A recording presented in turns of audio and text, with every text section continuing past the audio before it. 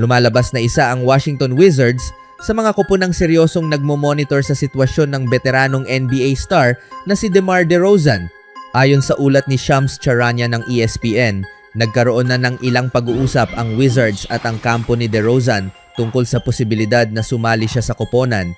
Bukod sa Washington Wizards, iniulat din ng ESPN na interesado rin ang Miami Heat, Denver Nuggets at Cleveland Cavaliers na kunin si DeRozan sa free agency.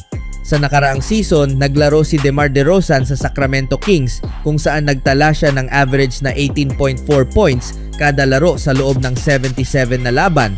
Bago siya napunta sa Kings, naging mahalagang bahagi rin siya ng Toronto Raptors, San Antonio Spurs at Chicago Bulls sa iba't ibang yugto ng kanyang NBA career. Sa aking pananaw, hindi na kailangang patunayan pa ni DeRozan ang kanyang kakayahan. Kilala siya bilang isa sa pinakamahusay na mid-range scorers sa NBA at isa ring veteranong leader na kayang magbigay ng malaking ambag sa anumang koponan. Sa kasalukuyan, mayroon na siyang kabuuang 26,711 career points na naglalagay sa kanya sa ika-16 na pwesto sa all-time scoring list ng NBA. Kung susuriin naman ang sitwasyon ng Washington Wizards, mayroon pa silang isang bakanteng roster spot at humigit kumulang 11.5 million na espasyo bago maabot ang luxury tax. Hawak din nila ang buong non-taxpayer mid-level exception na nagkakahalaga ng humigit kumulang 15 million na maaari nilang gamitin upang makapag-alok ng kontrata sa isang free agent tulad ni DeRozan.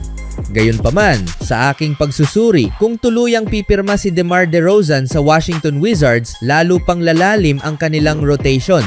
Makakasama niya ang isa pang veteranong forward na si Chris Middleton sa wing position. Bagamat magandang problema para sa isang koponan ang pagkakaroon ng maraming kalidad na manlalaro, nananatiling hindi pa malinaw kung agad bang magkakaroon ng malaking papel si DeRozan sa rotation ng Wizards sakaling matuloy ang kasunduan. Gayunpaman, ang kanyang karanasan, kakayahang umiskor at liderato ay tiyak na magiging mahalagang dagdag sa koponan anuman ang maging papel niya sa loob ng court.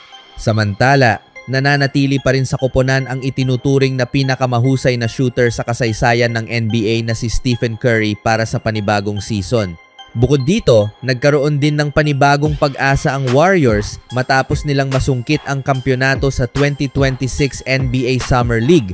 Isa sa pinakamalaking dahilan ng optimismo ay ang kanilang 11 overall pick sa 2026 NBA Draft na si Yaxel Lendeborg mula sa Michigan na itinanghal bilang Most Valuable Player o MVP ng Summer League. Dahil dito, malinaw na nakahanda na ang entablado para sa isang kapanapanabik na rookie season para kay Lendeborg. Bukod kay Lendeborg, naging sentro rin ng atensyon ang second round pick na sila Jay Jones mula sa Florida State, pati na rin ang mga nagbabalik na manlalaro tulad ni na LJ Cryer at Malevi Leons na nagsilbing pangunahing starters ng Warriors sa Summer League. Samantala, nakakuha rin ng mahahalagang minuto sa laro ang second-year guards na sina Will Richard at RJ Nembhard Jr. habang nagpakita rin ng malaking ambag ang mga undrafted rookies na sina Nick Boyd at Chance McMillian sa bawat pagkakataong ibinigay sa kanila. Ngunit sa lahat ng mga undrafted players, isa ang talagang tumatak sa aking pagsusuri at iyon ay ang forward ng Gonzaga Bulldogs na si Graham Ike. Sa kabuuan ng Summer League, seryoso niyang ipinakita na kaya niyang makipagsabayan sa mas mataas na antas ng kompetisyon. Kung ibubukod ko si Yaxel Lendeborg, masasabi kong si Graham Ike ang pinaka-nakakumbinsing manlalaro ng Warriors sa Summer League. Kapansin-pansin ang kanyang consistency sa pagkuha ng rebounds at ang kakayahan niyang kontrolin ang loob ng pintura gamit ang kanyang agresibo at atletikong estilo ng paglalaro. Ang pinakamatinding ipinakita niya ay noong semifinal matchup ng Golden State kontra Los Angeles Lakers kung saan nagtala siya ng 16 points at game high na 11 rebounds. Ito rin ang naging una niyang double-double sa torneo. Sa aking pananaw, malinaw na naipakita ni Graham Ike sa Summer League ang mga katangian niyang ipinamalas noong nasa Gonzaga pa siya. Ang kanyang dominasyon sa loob ng pintura at pagiging epektibo sa pagkuha ng rebounds ay mahusay na naisalin sa mas mataas na antas ng kompetisyon. Bago pa ang NBA Draft, inilarawan si Graham Ike bilang isang high-efficiency interior scorer at rebounder na kayang agad gumanap bilang isang pisikal na backup center.